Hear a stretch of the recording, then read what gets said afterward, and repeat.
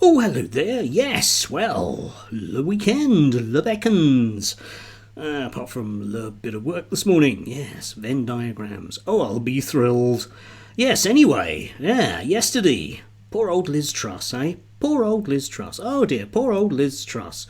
As though there weren't other things to talk about. Most of the right-wing commentators were having a sort of collective meltdown because once again lions led by donkeys had poked the fun at Liz Truss. I'm sure by now you've seen the video of her.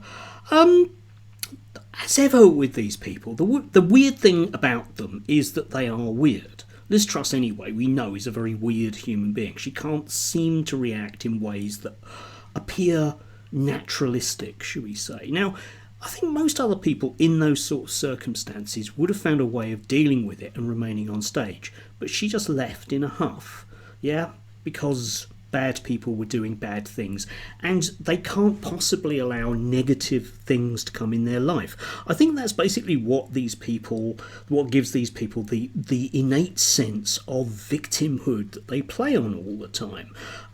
So we had it across the board yesterday. It was GB News, for example. Matthew Stadlen said she's been targeted in a way that would probably be presumably unacceptable if she was still Prime Minister, but is certainly unacceptable in my view now she's a private citizen. Well, yeah, okay, Matthew, but she's a little bit more than a private citizen, isn't she? Because she keeps poking her nose in vis-a-vis British politics, when one would have thought that she would have run away with her tail, metaphorically or otherwise, between her legs. I don't know what type of creature she is. That's reasonably rude, but never mind. Carl Benjamin was full-on conspiracy theory, the way that he is, actually. I'm very surprised that he hasn't melted in a pool with the notion of a Labour government, but I guess that's coming this weekend. Really, Connor, is that all it was? Is it? Because he was responding to a Labour MP saying it was a banner with a lettuce on it. Which it was. Totally unconnected with the left-wing lie, I crashed the economy, which covers up the submerged mechanisms of power, which are able to remove an elected Prime Minister without any accountability of their own. It was just a banner.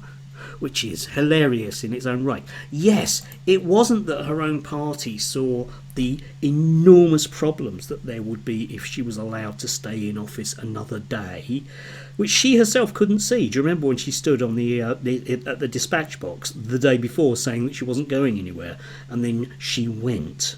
Anyway, we'll come back to Liz Truss. But the one that really got me yesterday was Isabel Oakeshott. Okay, so she had this piece in the Telegraph. It's time to give Liz Truss a break. Politicians must expect to take the rough with the smooth, but the way the former Prime Minister is pilloried has gone too far. Yes. And then she cropped up later on with no irony whatsoever to talk to that other doyen of being a victim, Alex Phillips, to talk about people on benefits and the way that they cost us too much money, and what are they all doing? They can't all be ill, and why don't they work harder? You know, that kind of... I mean, I'll leave you a link down below. It's really quite astounding. It goes on forever, but they have no knowledge about Britain's benefits system whatsoever. But that doesn't really stop them from pontificating. And also, she managed to come up, of course, with Liz Truss, and about how dreadful it was about Liz Truss and the way she's been badly treated. You know, not, people on benefits. They're just gits, aren't they? But my theory behind all this is that they are in a catastrophic state of loss. And they are lost because of their loss, right? Okay, yeah? You think about it. And again, I've said this before. You think about it. In France, the Front National and those delightful fascists, the Le Pens, collectively, as a sort of weird fascist family, were supposed to win, which they didn't. And then, of course, we got rid of the Conservatives, and Reform were going to storm with, 20, 30, maybe even 1 million seats. And that didn't quite happen, so that realistically wasn't a thing. And then we had the Labour Party themselves, who has got a stonking majority, which, again, is against the rules. Don't forget, it's against the rules for the Conservatives to lose. And now, what it looks like is very much that Trump will simply fail big time in November, which leaves them with a huge problem, which is they lose. And these are people that cannot lose, right? They are pre-programmed in that particular privileged way that they have to not ever believe that they've ever done anything wrong or that they should suffer any consequences for those actions which are undoubtedly right. Yes, Isabel and Alex and Carl. Unfortunately, you just don't know what to do you?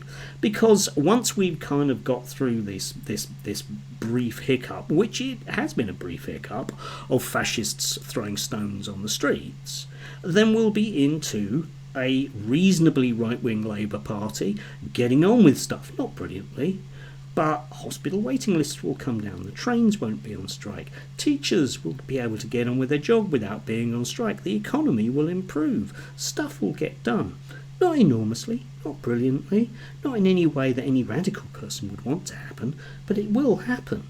And where does that leave them? Well, it leaves them thrashing around, creating their own problems. But just to come back to Liz Truss, okay?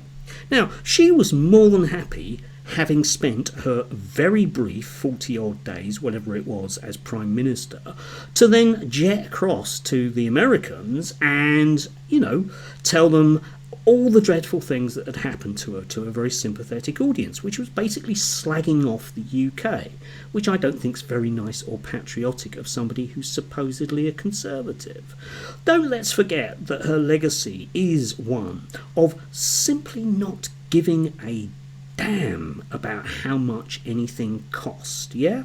She was more than happy to quaff the finest wines known to man, wasn't she? Yes. And of course a lot of councils got really stung with her very brief tenure in office, and don't let's forget, not that I'm deliberately blaming her, but I think it's worth bringing up, the Queen died on her watch. Sorry, I don't have any sympathy at all for any of these people, and I find it rather distasteful that at a time when they can moan and groan about people, feeling unwell and not wanting to go forwards, they themselves are displaying exactly that behaviour. But of course, they're entitled to, which is the key phrase in all of this. They're entitled to, because whenever things go wrong, they have to fall upwards. Poor dears that they are. Spare us the tears.